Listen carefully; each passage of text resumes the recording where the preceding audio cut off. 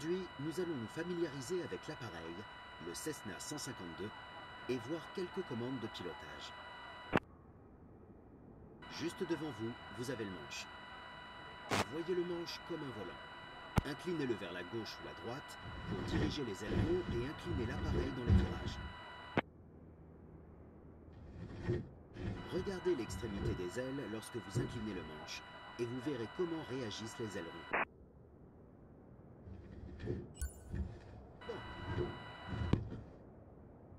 Le manche diffère d'un volant classique en ce sens que vous pouvez le tirer vers vous ou le repousser. Il contrôle la gouverne de profondeur située à l'arrière de l'avion qui permet de prendre de l'altitude ou de descendre.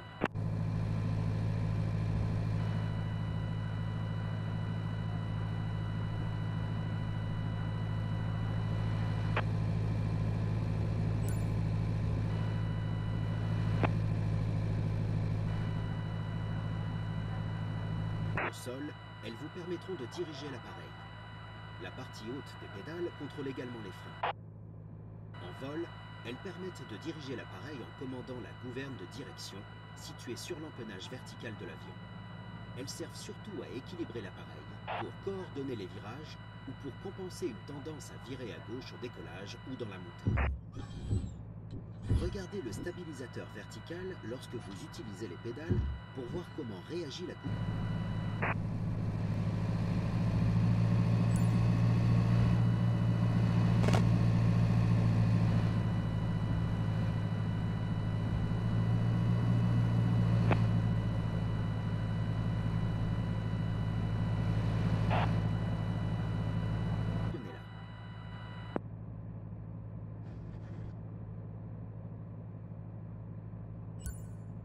Maintenez-la sélectionnée, puis poussez-la vers l'avant pour augmenter la puissance.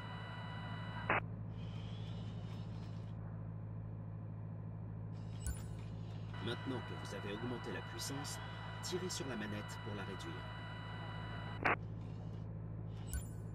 Vous avez réduit la puissance. Nous allons désormais répéter l'exercice sans zoomer dessus. Désélectionnez la manette des gaz. Détournez le regard de la manette des gaz et augmentez la puissance. Réglez la manette des gaz sur ralenti. Parfait. Lorsque le moteur est allumé, vous pouvez en surveiller le régime sur votre tachymètre. Ce dernier est situé à droite du tableau de bord. Cela vous permet de savoir à quelle vitesse le moteur tourne en tours par minute. Maintenant, évaluez votre vitesse à l'aide de l'anémomètre. Il est à gauche du tableau de bord principal. La vitesse est mesurée en nœuds. Pour connaître votre altitude, regardez l'altimètre. Il est à droite du tableau de bord principal. L'altimètre dispose de 3 aiguilles, comme une horloge. La plus longue aiguille épaisse indique les intervalles de 100 pieds. La petite et épaisse indique les intervalles de 1000 pieds. La plus fine compte quant à elle les intervalles de 10 000 pieds. C'est tout pour aujourd'hui. La prochaine fois, nous verrons comment il se comporte dans les airs.